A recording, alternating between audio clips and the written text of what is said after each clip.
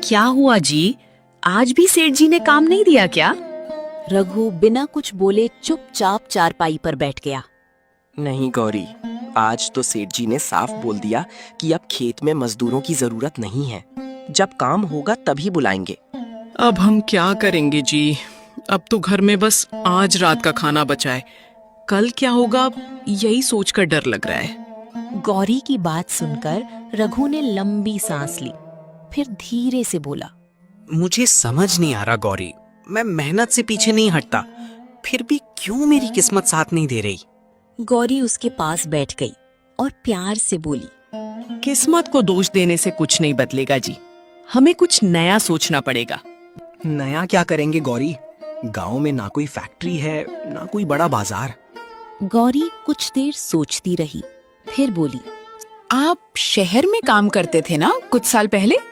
हाँ, लेकिन वहाँ तो मैं होटल में बर्तन धोता था। सिर्फ बर्तन धोते थे या कुछ और भी सीखते थे? एक और चीज सीखी थी। होटल वाला भैया बहुत अच्छी मैगी बनाता था। उसके पास लोग दूर दूर से मैगी खाने आते थे। रघु की बात सुनकर गौरी की आंखों में चमक आ गई। अजी, क्यों ना आप भी गांव में मैगी बेचना शुरू करते? आपको तो मैगी बनानी भी आती होगी। और सबसे अच्छी बात, अपने गांव में एक भी मैगी ठेला भी नहीं है जिससे आपका मैगी बहुत बिकेगी। गौरी का विचार सुनकर रघु हंस पड़ा और बोला, गौरी, गांव में कौन मैगी खाने आएगा? यहाँ तो लोग घर में ही खाना खाते हैं। आपने देखा नहीं, पिछले महीने जो पहाड़ घूमने वाले लोग आए थे, वो रास्ते में चाय और नाश्ता ढूंढ रहे थे। आजकल लोग कुछ अलग खाना पसंद करते हैं। गौरी की बातों से रघु भी सोच में पड़ गया। आपके हाथ में हुनर भी है, बस एक बार आपको कोशिश करनी चाहिए। लेकिन गौरी, ठेला लगाने के लिए पैसे चाहिए। बस इतनी सी बात। इतना बोलकर गौरी अंदर गई और कुछ पैसे लेकर आई। पैसे को देखते ही रघु ने हैरानी से पूछा, गौरी, ये पैसे कहाँ से आए? मैंने थोड़े थोड़े करके ये पैसे बचाए थे। सोचा था कभी जरूरत पड़ेगी तो काम आएंगे। रघु की आंखें भर आईं। गौरी, तुम हमेशा मेरे बुरे समय में साथ खड़ी रहती हो। आप बस मेहनत कीजिए जी, मैं हमेशा आपको हिम्मत देती रहूंगी। ठीक है गौरी, मैं कल ही बाजार जाके मैगी बनाने के सारे सामान ले आता हूँ। अगले सुबह सूरज निकलते ही रघु गांव के पास वाले बाजार गया।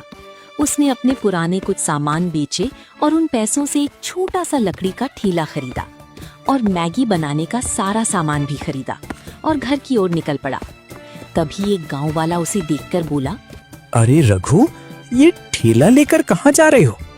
नया काम शुरू करने जा रहा हूँ भाई। क्या बेचोगे भाई?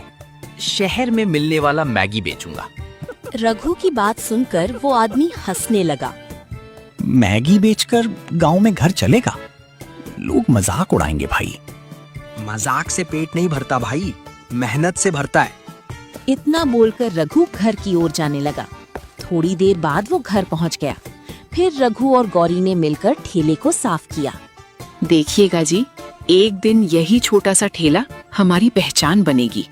अगली सुबह रघु सूरज निकलने से पहले ही उठ गया और मैगी तैयार करने लगी।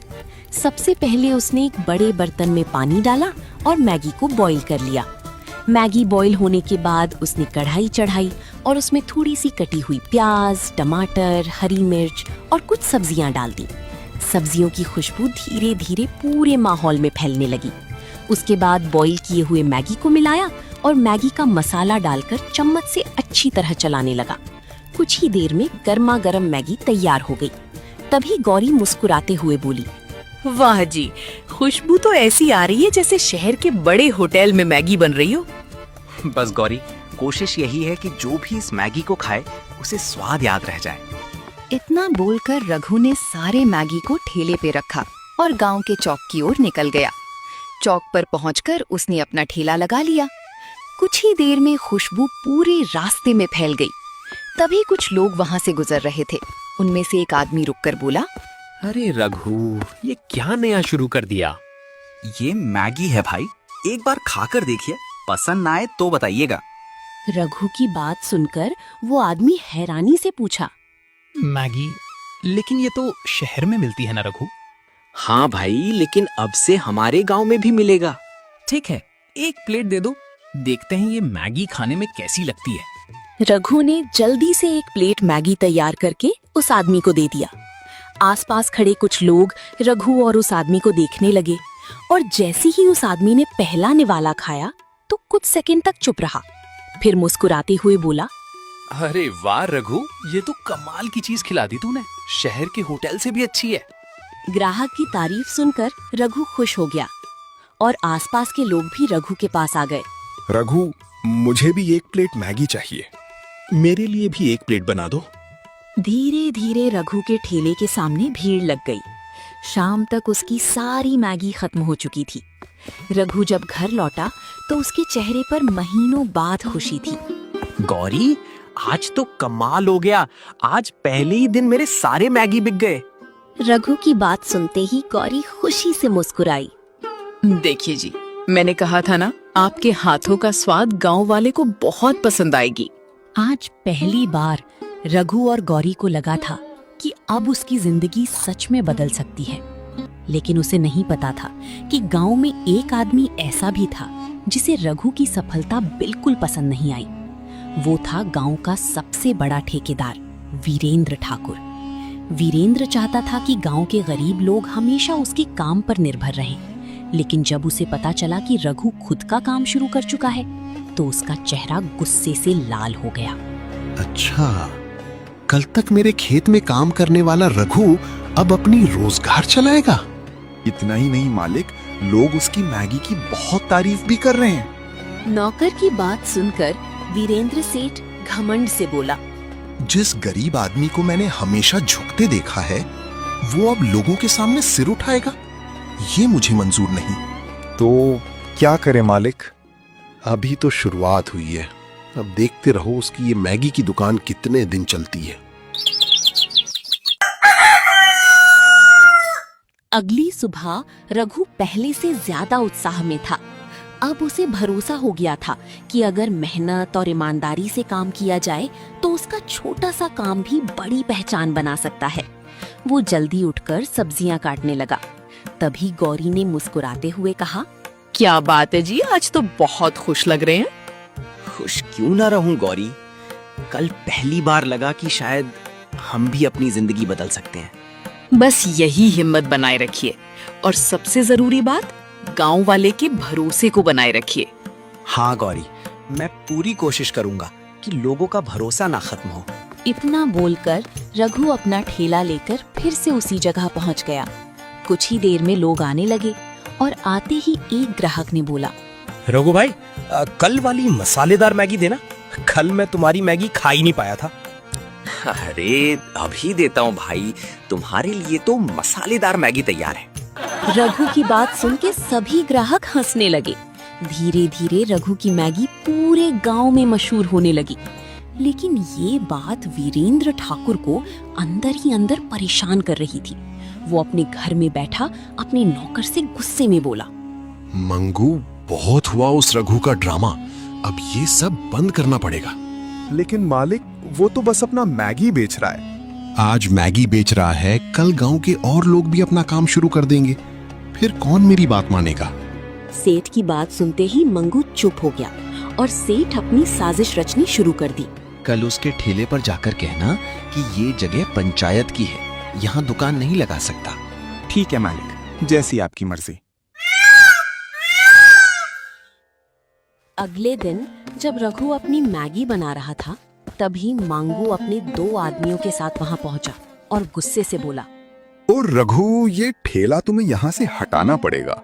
उसकी बात सुनकर रघु हक्का बक्का हो गया और बोला, क्यों भाई, मैंने तो किसी को परेशानी नहीं दी, मैं तो बस एक साइड में अपना काम कर रहा हूँ। तुम्हें नियम पता है, ये जगह पंचायत की है, यहाँ कोई ठेला नहीं लगेगा।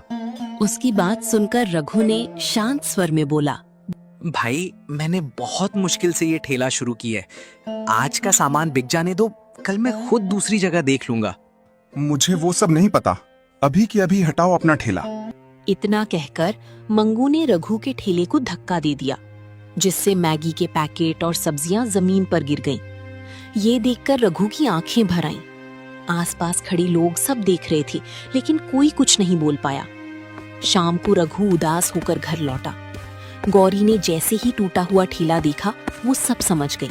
अरे ये कैसे हुआ? किसने किया ये सब?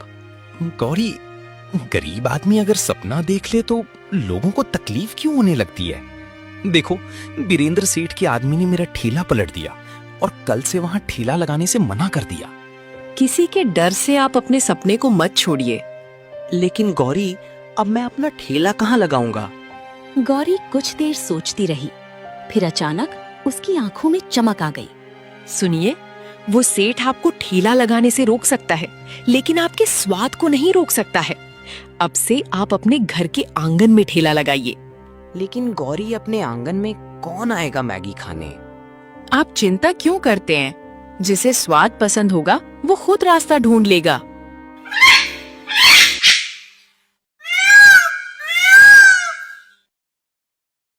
अगले दिन रघु ने हार नहीं मानी। उसने घर के बाहर ही अपना ठेला लगा दिया। शुरुआत में कोई नहीं आया। रघु उदास होकर बैठा था। तभी अचानक एक आवाज आई। अरे रघु भाई, मैं आपको पुराने ठेले वाली जगह ढूंढ रहा था, लेकिन आज वहां कोई और बैठा था। फिर रघु ने उदास होकर उसे सारी बात बता दिया। अरे ये तो बहुत गलत हुआ भाई तुम्हारे साथ, लेकिन तुम चिंता मत, तुम्हारा स्वाद ही ऐसा है कि लोग तुम्हें ढूंढते हुए यहाँ तक भी आएंगे। इतना बोलकर उस आदमी ने मैगी खाई और वहां से चला गया। और गांव में जाके उसने सारे गांव वाले को बता दिया कि अब से रघु अपने घर के बाहर में ही मैगी बेच रहा है। फिर क्या था, जैसे ही लोगों को पता चला तो सभी लोग रघु के घर पहुंच गए उसकी मैगी खाने। जो लोग पहले मोड़ पर जाते थे, अब रघु के घर आने लगे।